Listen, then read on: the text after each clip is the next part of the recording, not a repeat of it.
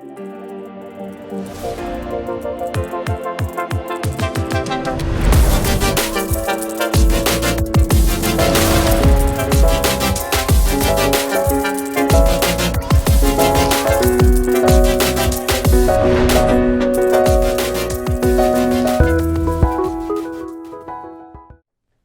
welcome everybody. This is Waan Talk Show and a weekly program broadcasting on Oromia11 from the very heart of Minneapolis, Minnesota, also known as Little Oromia. Our today's topic is voices from inside Ethiopia, an external perspective. Our today's special program guest is Professor Kjetil Tromvoll, a professor of peace and conflict studies and research director at Bjørknes University College in Oslo, Norway. Also director of Oslo Analytica from Oslo, Norway. Professor Kjetil Tromvoll is currently a professor and has various publications in peace studies, conflict studies, research on governance and democracy, elections in Africa. He has extensive field work in Eritrea, Ethiopia, Zanzibar, and many other countries of the Horn of Africa. Our today's topic is Voices from Ethiopia, External Perspective. So he is going to share with us his extensive knowledge, expertise, scholarship he has done for the last several decades. Professor Kjetil has PhD from London School of Economics and Political Science, and I welcome Professor Kjetil to our talk show today, and I want to say in Norwegian, takk for møtet med meg I dag. Velkommen. Welcome. Tusen takk. Thank you so much, Matthew. It's a pleasure to be with you today.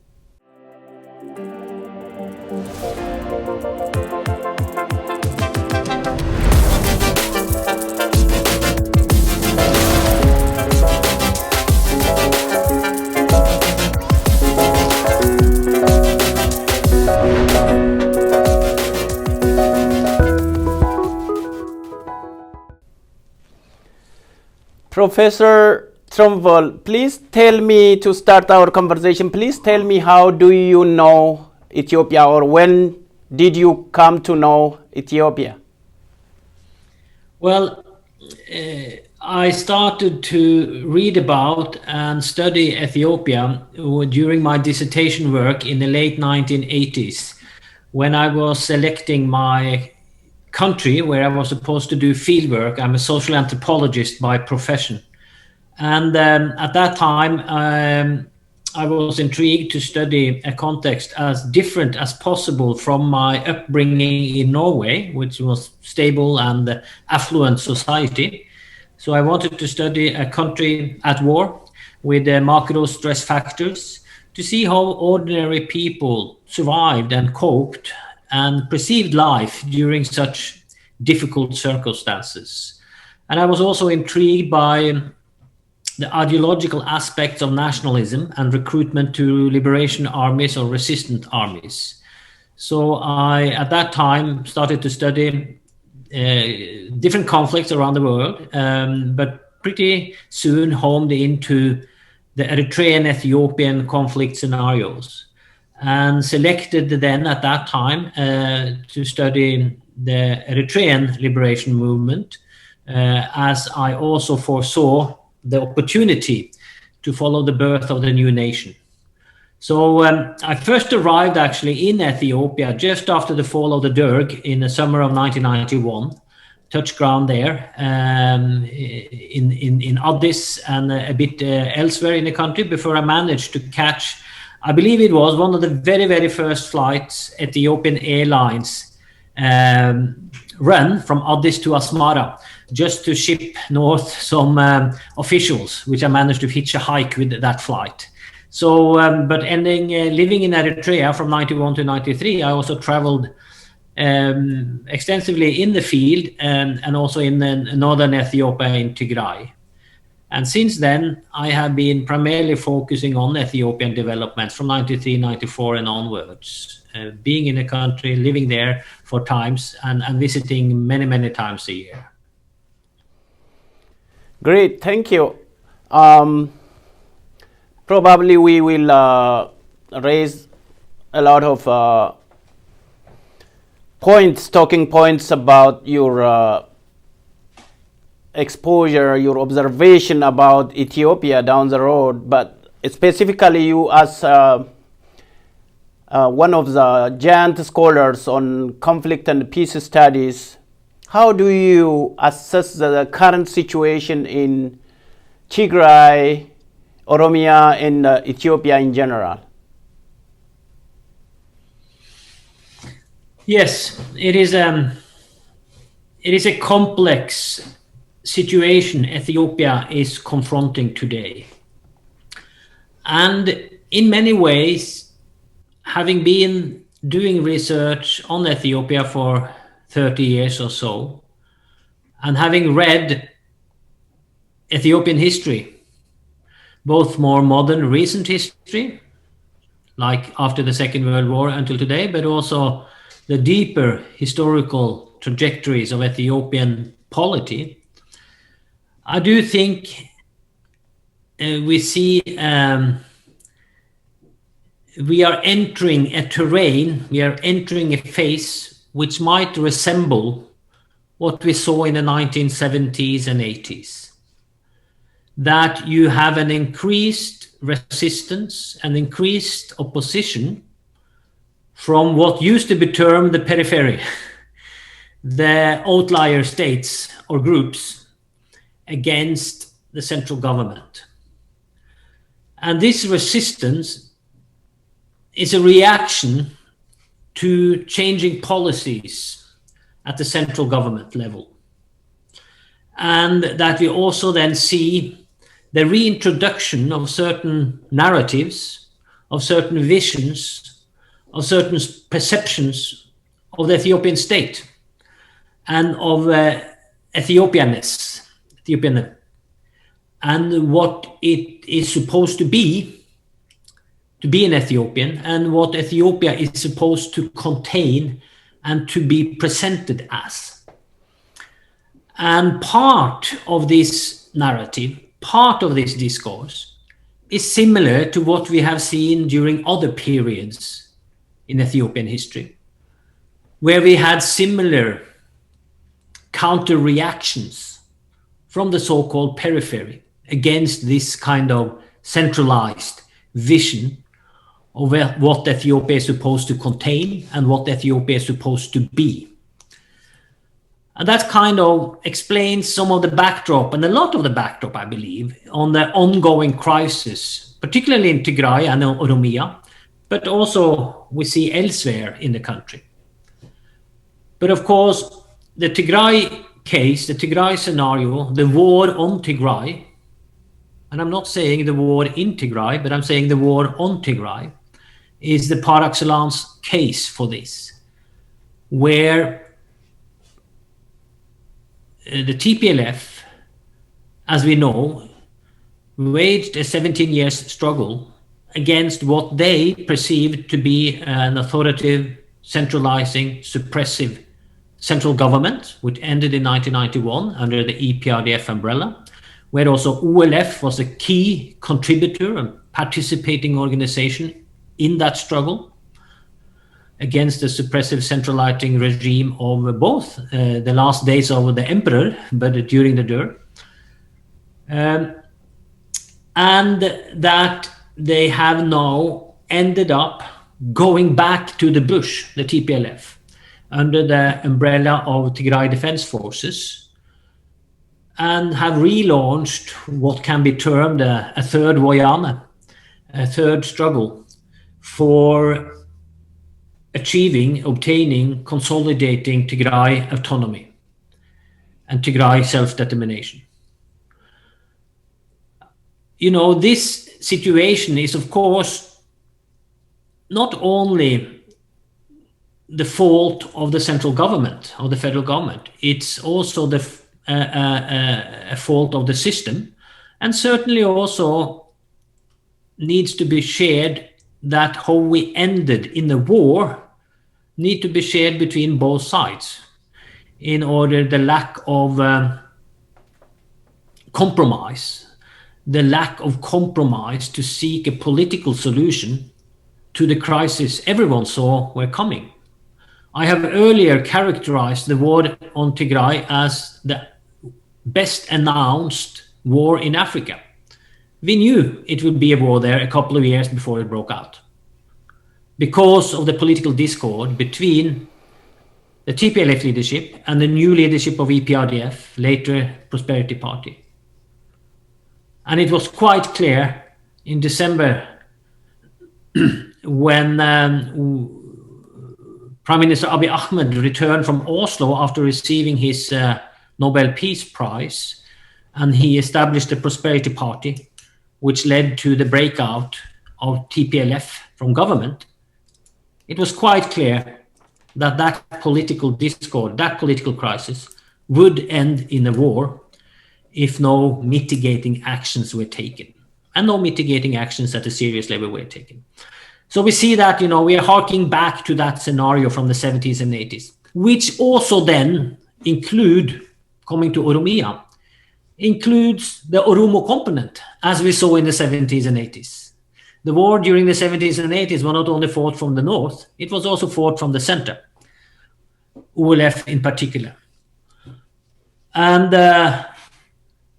over the last couple of years, we have seen the gradual increase of operational terrain of the OLA forces, which used to be rather contained in Western Volga a couple of years back, but which now reportedly operates in all zones or areas of Oromia, of the vast Oromia regional state, both in the Hararge front, in Borana, Arsi, Bale, even in Shoa, you have OLA activities, which is quite remarkable, the advancement having taken place, and only over the last few months, in the shadow, so to say, of the Tigray war.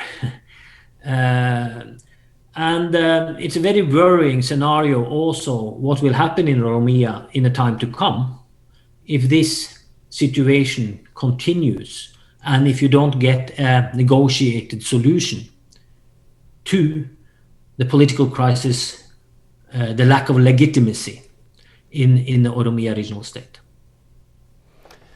Thank you. Follow up to this, information blackout is one of the behaviors of Ethiopia regime. Currently, they shut down internet connection, telephone connection. So they black out information, so there is no way to verify the crimes they are committing against civilians or against the people. And what is your reflection on this? Well, again, I must say, we see more continuities of actions, more continuities of political strategies than changes.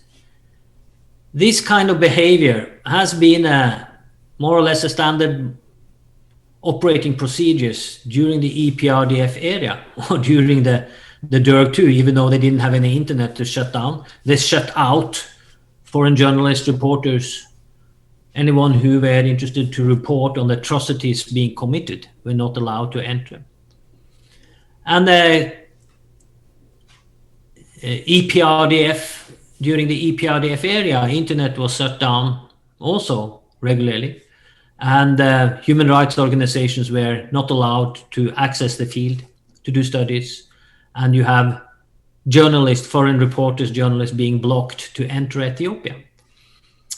And we have a backsliding to that practice today under Prime Minister Abiy Ahmed, in the sense of most serious turning off the internet and 4G mobile capacity in areas of conflict, predominantly Tigray and Wolga, but also other parts of Ethiopia, which severely hampers the humanitarian assistance needed in these areas, and is a bottleneck for all kind of public and private enterprises, obviously, with the intention to black out the information on what's happening on the ground in terms of warring, resistance, conflicts, human rights abuse, and atrocities being committed.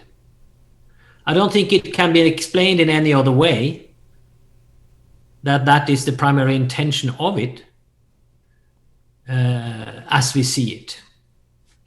And that's a sad observation, obviously, but again, a reflection of that the current government is 100% an EPRDF government without TPLF. They're all the same continuities of individuals and strategies of how to operate in the public space, more or less, yeah?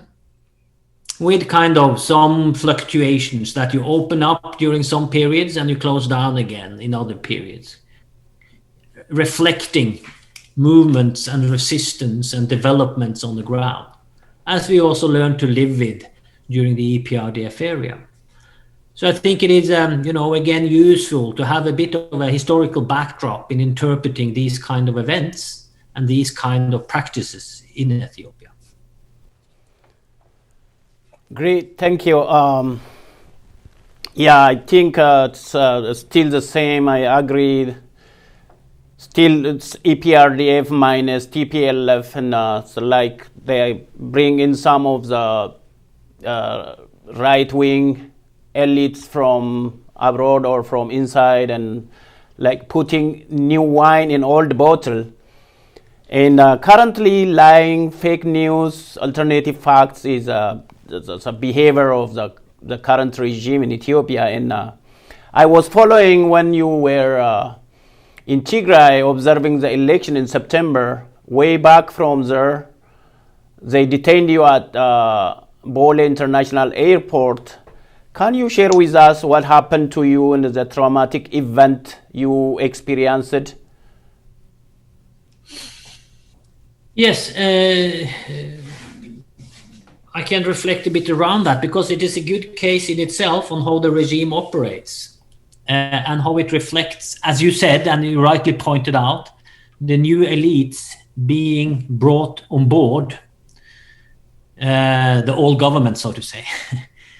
And because when I went to Tigray during the election, it was part of my long-term research work in Tigray. I am an adjunct professor at Mekelle University. I've been collaborating with Mekelle University for many, many years, doing joint research, teaching, and so on. And they invited me, the university, to take part of a study of the election process. And I was also registered then by the local government. The regional government invited me. And I had all my formalities in order. I was in Ethiopia on a formal public government visa, not any tourist visa or anything like that, and with all my regional permissions in order.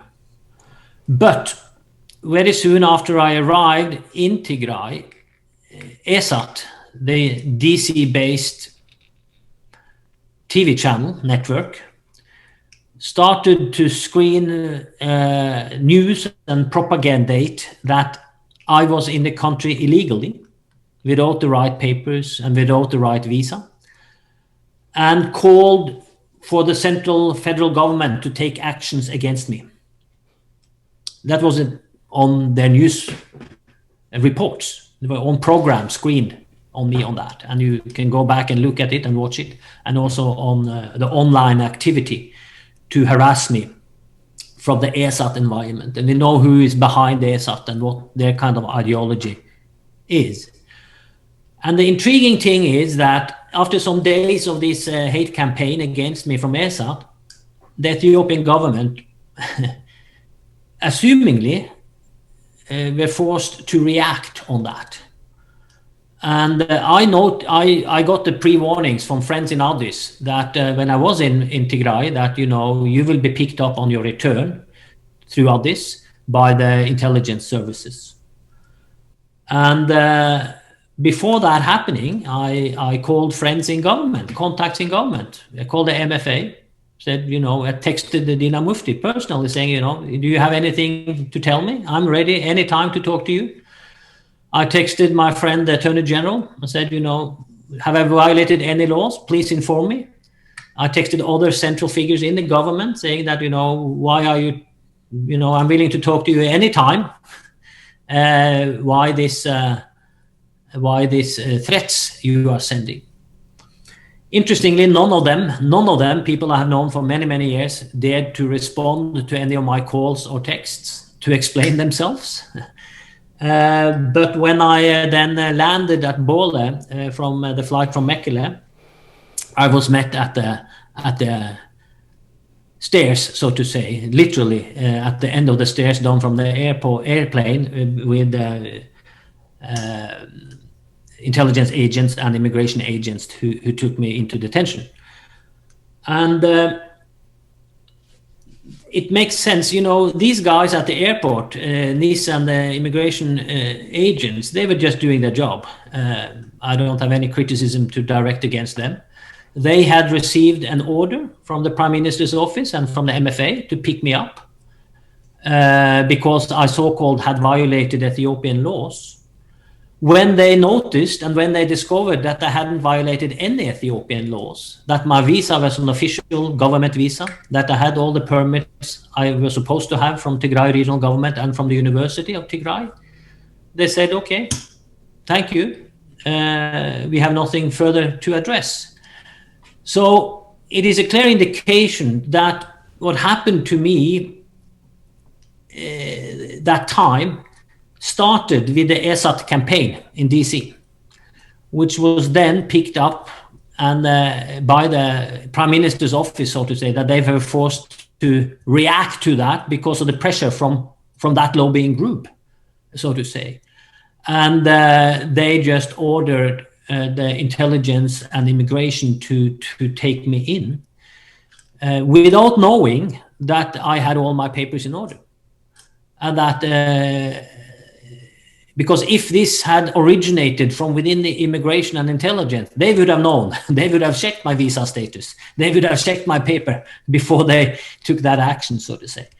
So you know, it was quite some interesting discussions I had with the agents and the head of NIS at Bole. And we departed as, you know, I explained I have to do my job, you have to do your job. I respect that, and I told them whatever they wanted to hear, and that's it. So it's from my point of view, it's sad to see how susceptible the Ethiopian government is for that kind of pressure from a very, very right-wing lobby group. Of course, ESAT environment was supported by the Eritrean trolls, the Eritrean troll factories, which was also hunting me, so to say, online, and also demanded from the Ethiopian government that they should take action against me, the Eritrean trolls, without any kind of knowledge of my official permission and papers in order. It's just a sad observation that they are caving into that kind of online hate rhetoric very quickly. Thank you. I'm sorry that happened to you, and while you are doing your job and observing the election and witnessing what is going on the ground, dedicating your really your scholarship to the grassroots in Ethiopia or elsewhere in Horn of Africa. And my viewers, If you don't know, Norway is a small country in Northern Europe next to Arctic Circle, and doing a lot of promoting world peace negotiations and facilitating a lot of things, supporting financially. And there are Norwegian experts working worldwide. I ask this question to external scholars, everybody, to reflect on three groups of forces currently in Ethiopia: the right-wing Amara elites,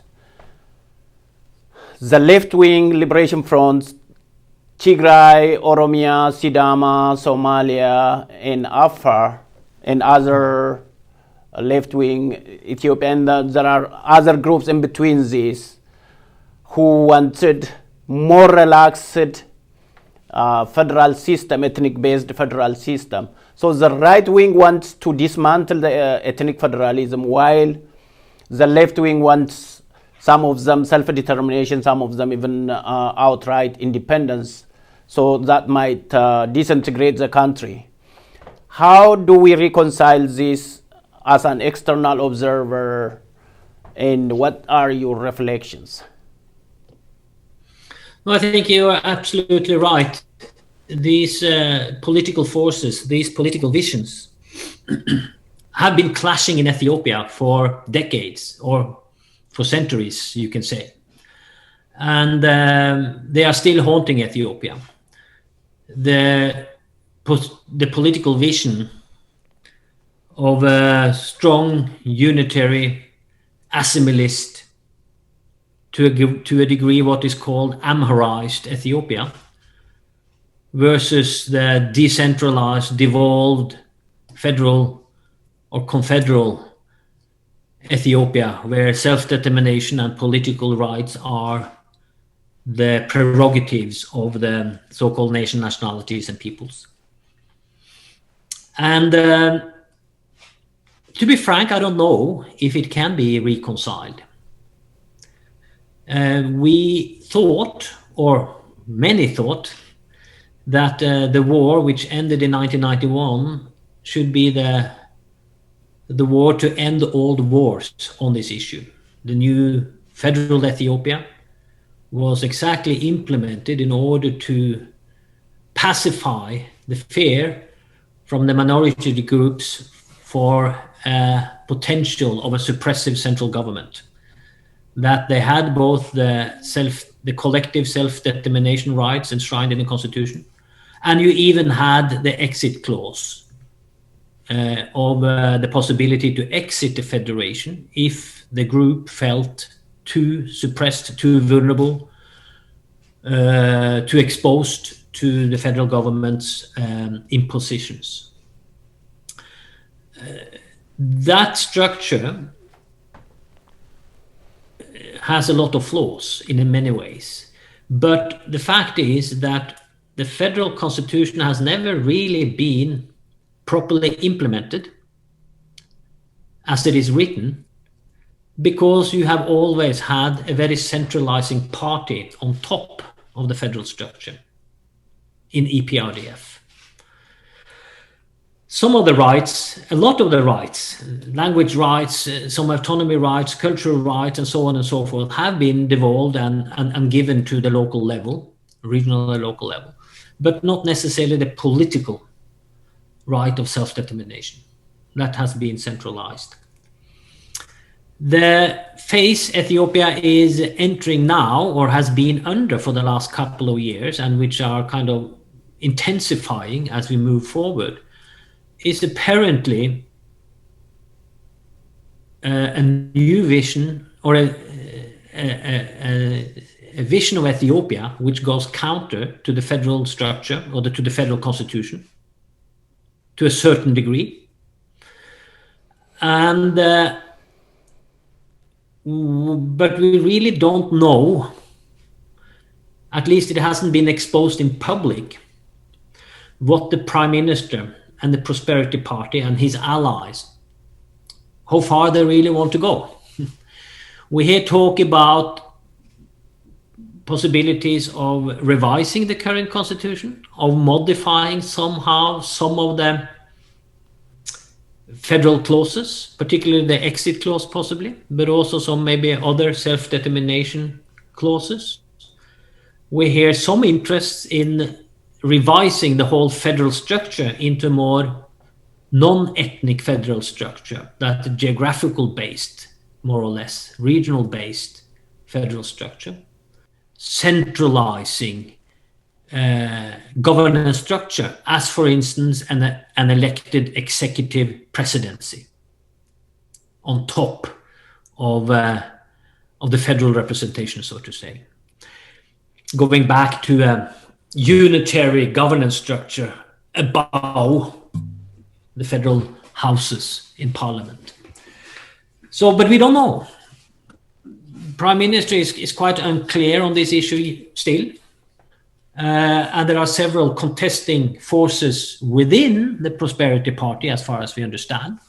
There's huge differences of opinion within the governing party on how to move this forward. And then you have certain pressure group outside of the government party, political parties like Ezema, Balderas, Nama, and others who have diverging views on it. And you have, of course, then the very, very strong diaspora lobby from Washington, D.C., who outright argue for a unitary state, some of them. I think, yeah, can it be reconciled? Let's hope for that, for the betterment of Ethiopia as an entity, as a polity. But we see tendencies where this is hard, at least today, it's hard to see how this can be reconciled. And particularly talking about Tigray, which I believe the people, the population of Tigray have changed their understanding of Ethiopia radically over the last 4 months. And I want to give an example on that. When I was there in September during the regional elections, I spoke to, I don't know how many dozens of Tigrayans from all walks of life, from Mekele to Wukro to Adigrat to Sarambesa, peasants and intellectuals, professors and workers. And I asked everyone a handful of fixed questions in addition to general talk. And one of these questions were, you know, how do you identify? Where does Tigray belong? As part of Ethiopia or not? And everyone but one said that, of course we are Ethiopians.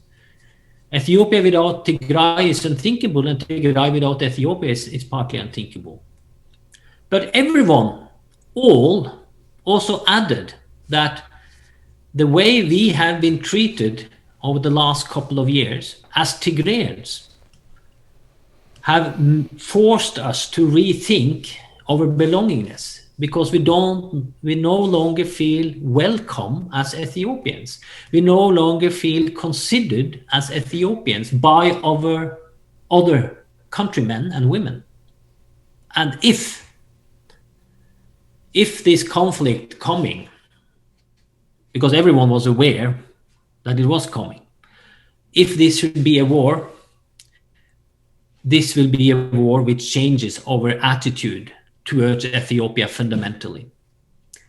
And that's what we see today, that former friends, colleagues, contacts for many, many, many years, who have all been considering themselves to be Ethiopians and Tigrayans, who have been loyal to Ethiopia, have changed their position, saying that, you know, we can no longer, it is impossible to trust Ethiopia from this day onwards.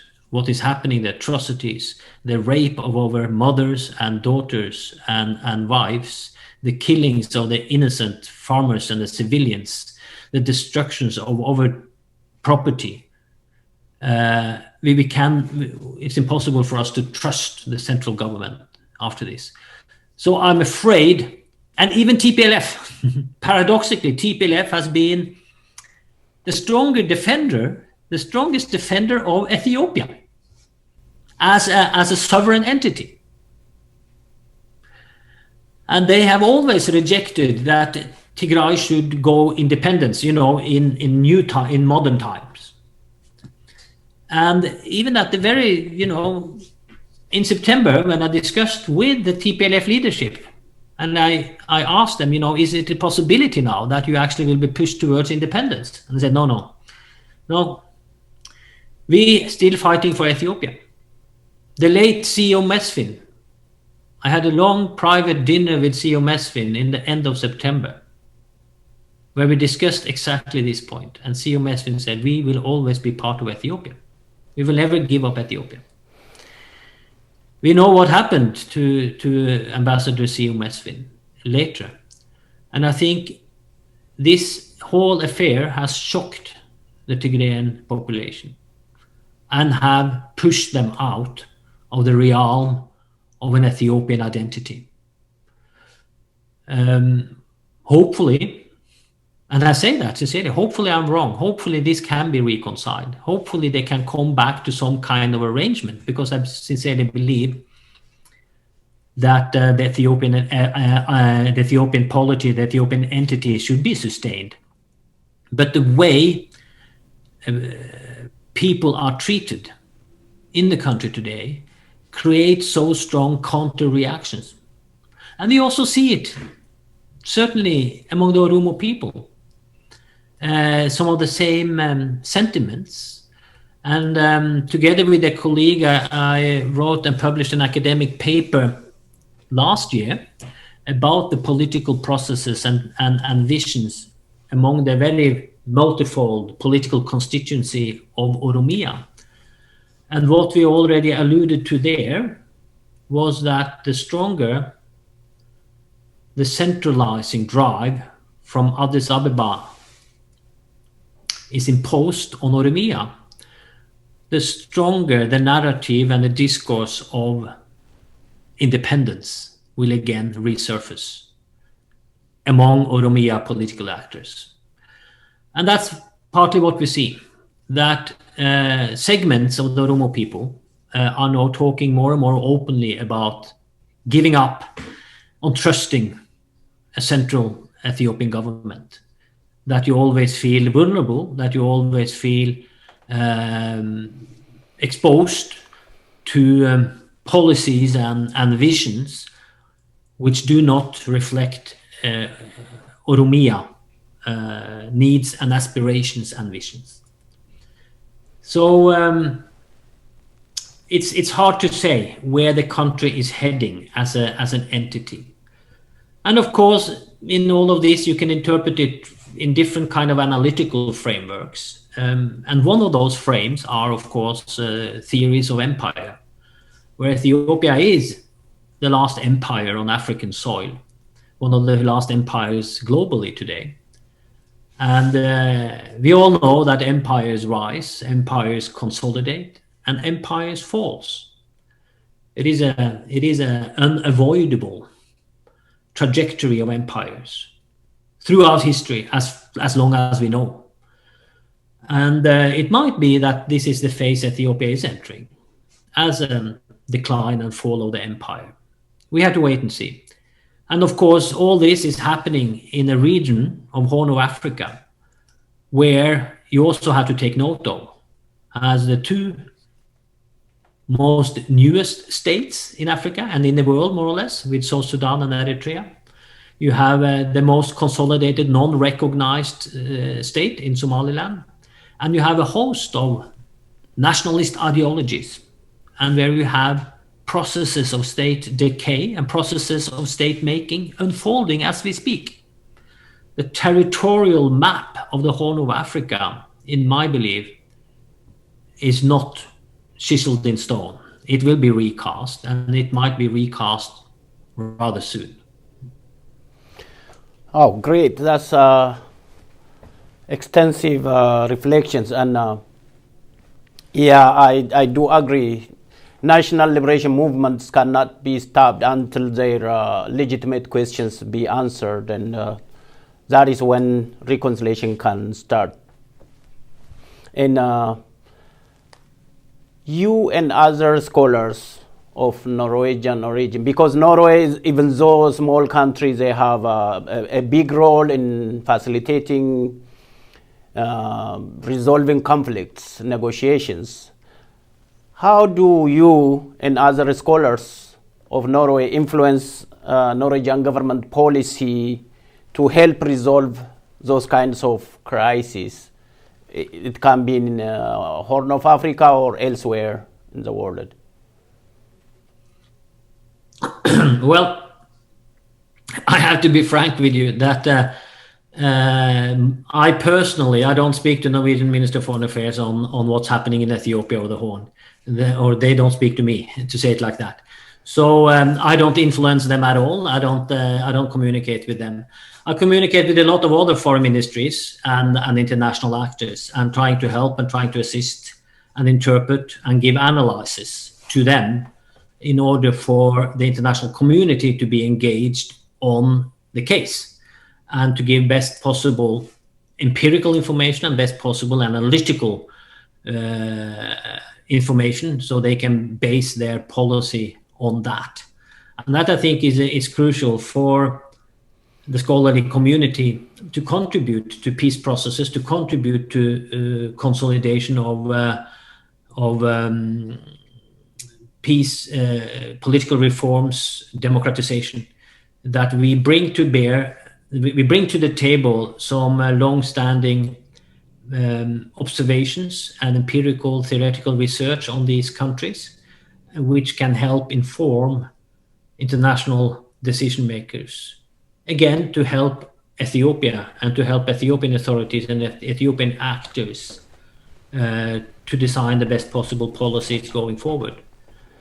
We see today, however, that the current government of Ethiopia is not that interested to listen to international advice on peacemaking and negotiations, neither in Tigray nor in Oromia or towards Sudan or in any other area they are involved in conflict, so to say.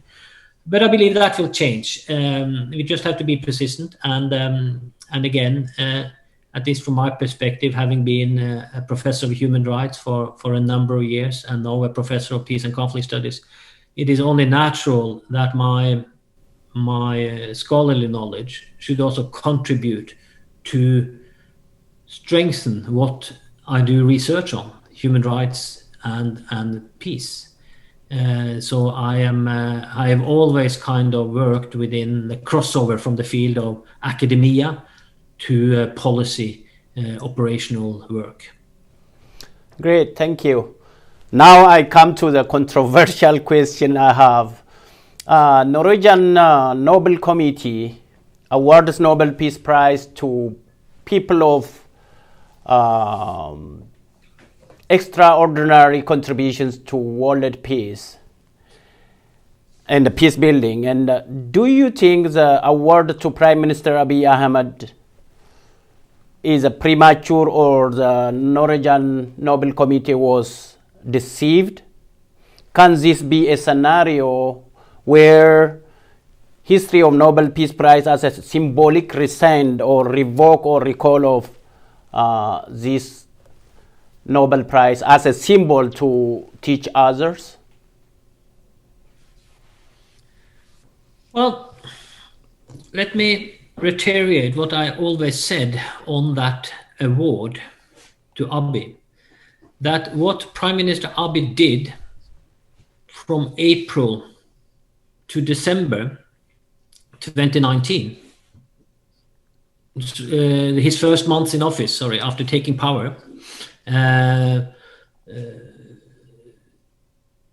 first reforms which he implemented. He didn't design the reforms. The reforms were designed by EPRDF and agreed upon by EPRDF Congress earlier, but they were late in implementation.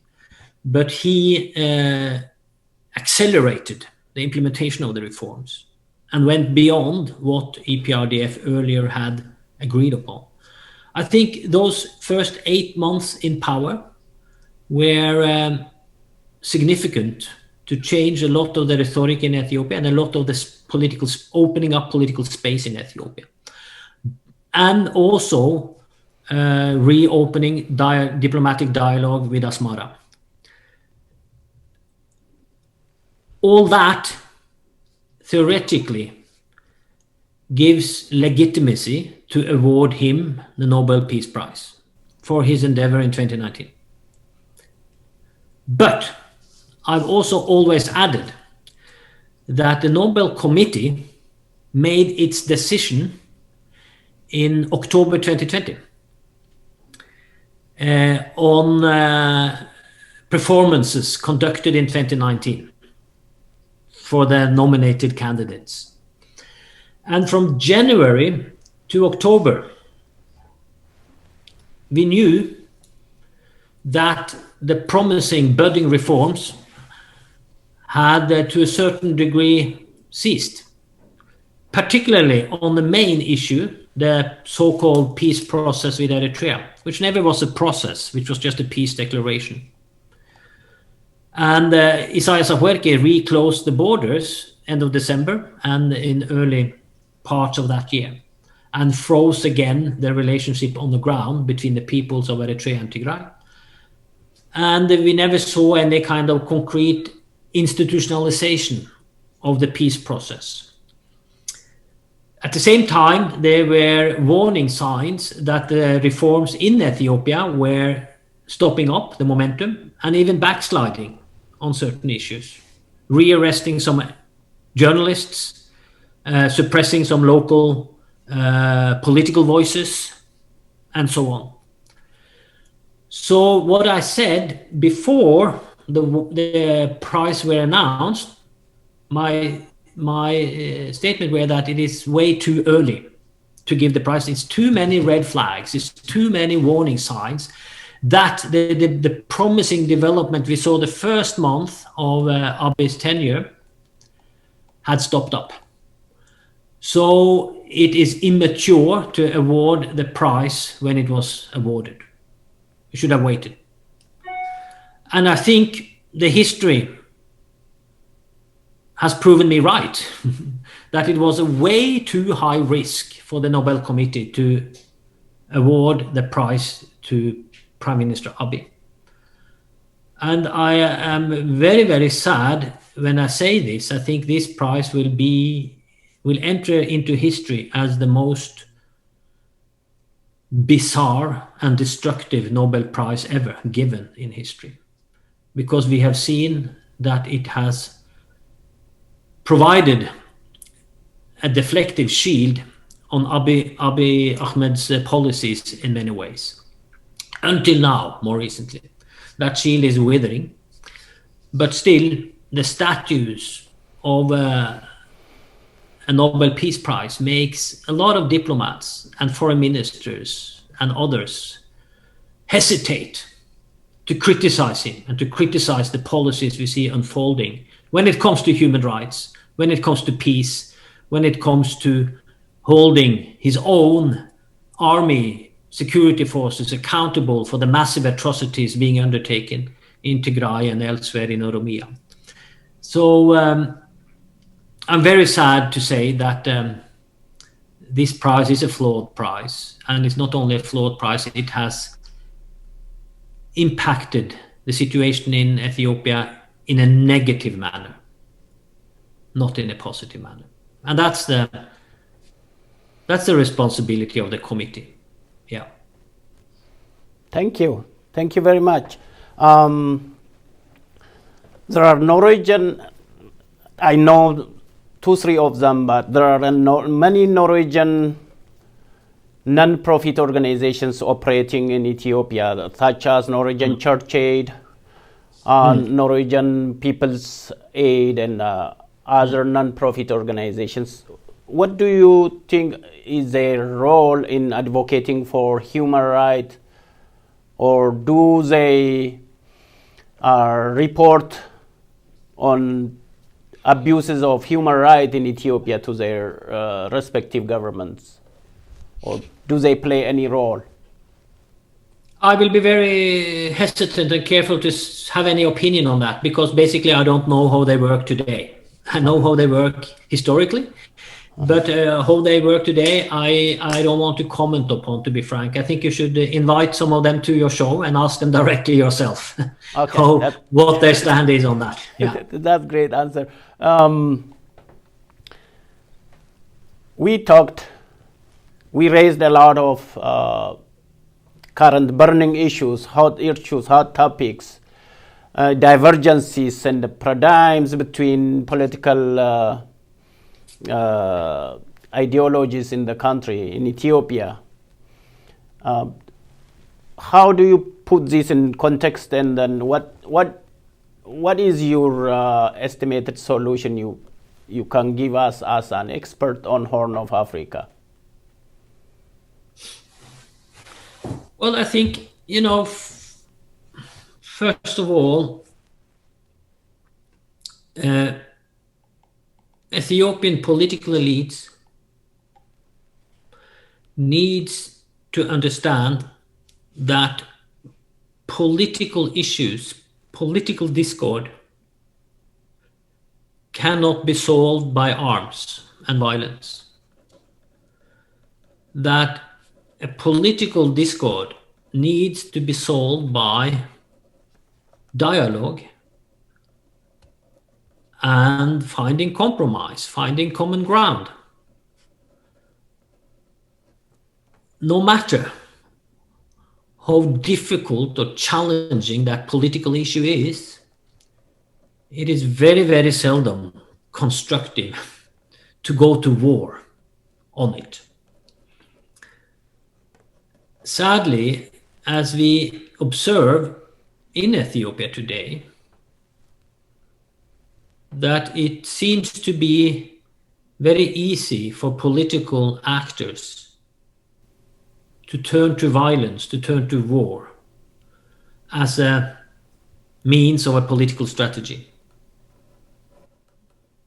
It's a relevant tool in the toolbox, as it is called, which is rather strange from many European politicians, so to say, and certainly so in Scandinavia, where war and violence is just a distant memory from the past, so to say. No matter how serious a political discord is, you never threaten with arms, so to say.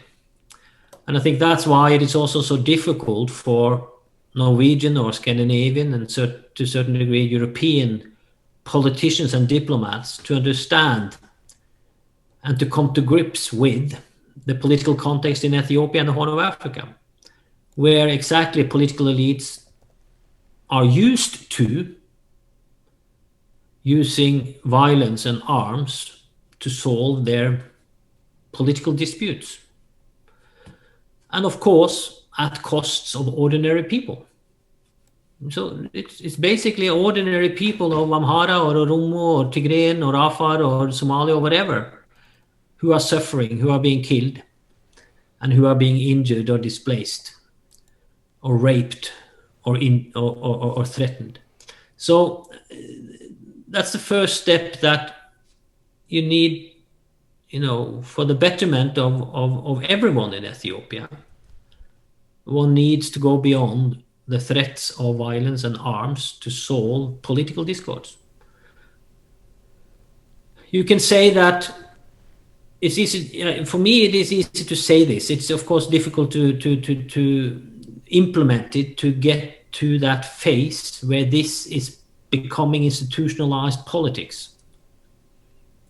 That takes a long time, maybe generations for that matter, to inculcate that notion into a broader, what one can call political culture. But it's very hard to see how the current crisis in the country, particularly in Tigray, can be solved by arms. The only outcome where we can see an outcome of a warring strategy is basically a war of liberation of Tigray and the disintegration of the Ethiopian entity as we know it. And that's not conducive for anyone. Yeah? So at one stage or the other, the warring parties need to sit together around the negotiation table to solve these fundamental issues. How shall the relationship between the Tigrayan people an Ethiopian state be organized. And that's just an example, and that can be replicated towards other conflict dimensions in Ethiopia, in Volga, in Benishangul Gumuz, between the Afar and Somali regional states now, the recent flare-up again of that situation, and so on and so forth. Violence breeds new cycles of violence. And the best case of that is the Ethiopian modern history. So that's the first premise, in my view, that you need to stop using arms and violence as a political strategy to achieve a political objective. Thank you. Great. Yes, I do agree. Political discord cannot be resolved by force of arms, finding common ground. And currently, there is a phrase called defensive disattending, a theory of social interaction of denial.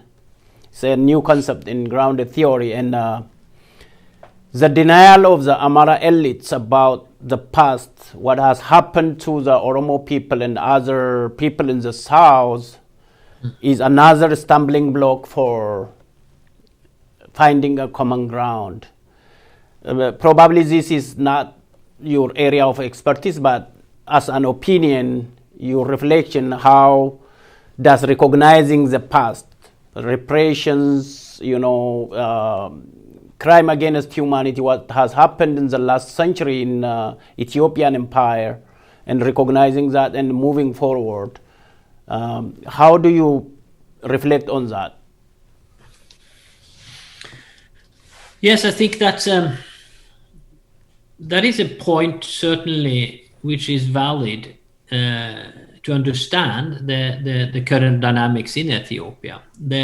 It seems to be among many people a degree of collective amnesia about your history and about past atrocities, both recent atrocities during the current EPRDF era, so to say, but certainly during the Derg and during the imperial order.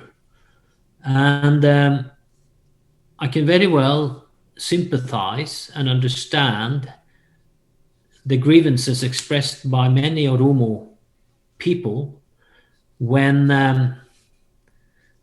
the current government projects Menelik and his state-creating campaign as a model, as a symbol of Ethiopia, where those state-creating campaigns against Oromos, against Wolaitas, against Hadiyas are viewed as campaigns of genocide and atrocity and submission and suppression. And that's always difficult in a country with such a complex and contested history as Ethiopia. What kind of historical symbols and elements can you use to produce an inclusive identity, which are not offensive towards any particular ethnic or subgroup of the country? That's very difficult because you have such a violent past, one can say, both modern and historical past. But you do have a lot of other peaceful cultural traditions and symbols which you can project instead, in my view, than some of these very, very controversial empire builders as they are. So yes, and from the other point of view, those who use those symbols, it's also understandable to a certain degree that they individually can look upon these people as heroes in their eyes, as leaders and statesmen, because they created an Ethiopia they affiliate with and they feel at home within, and of course the history is shades of gray. It's not black and white, so you can interpret it from many positions.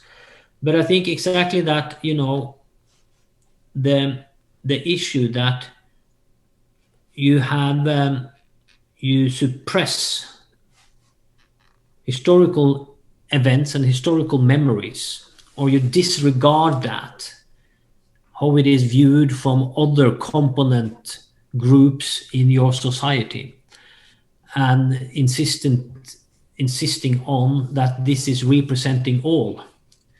This is symbols for all the nation.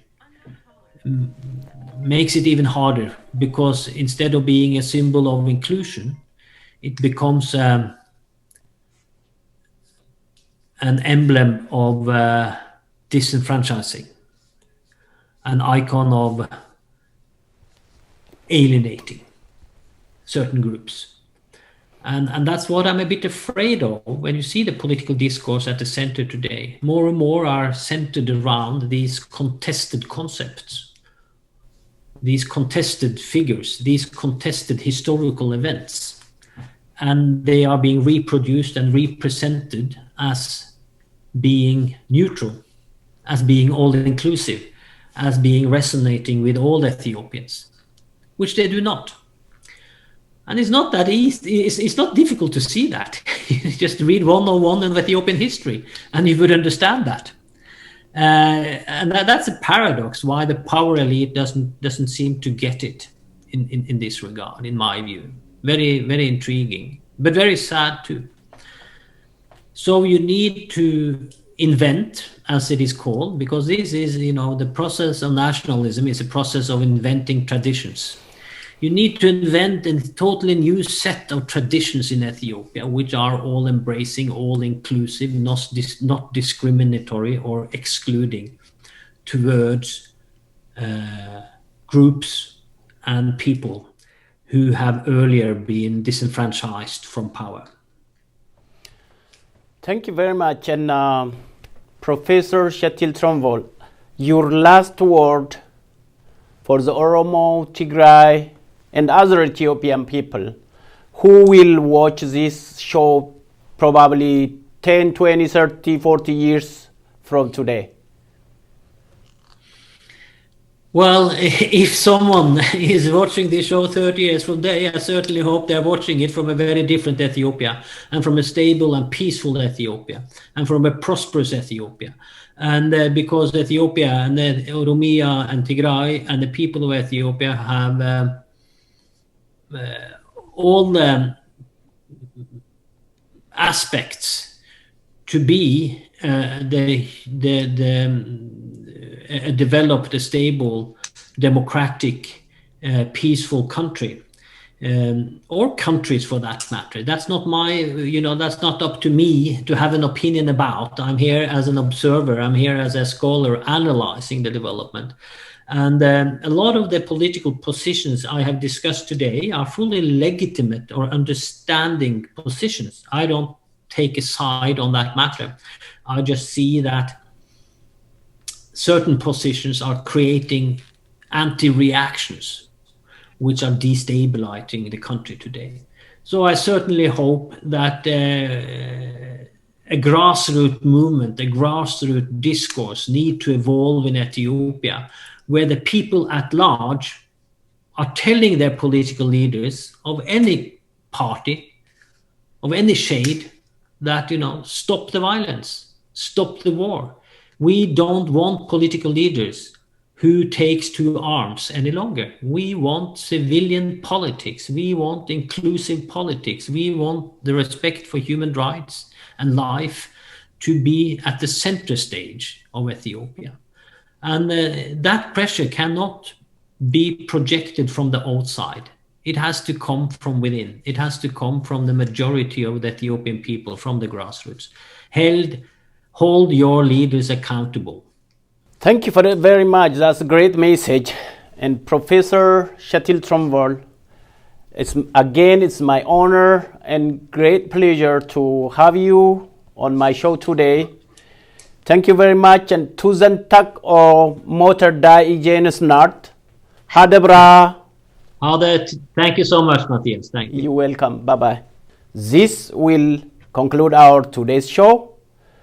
Thank you for watching and see you again next time.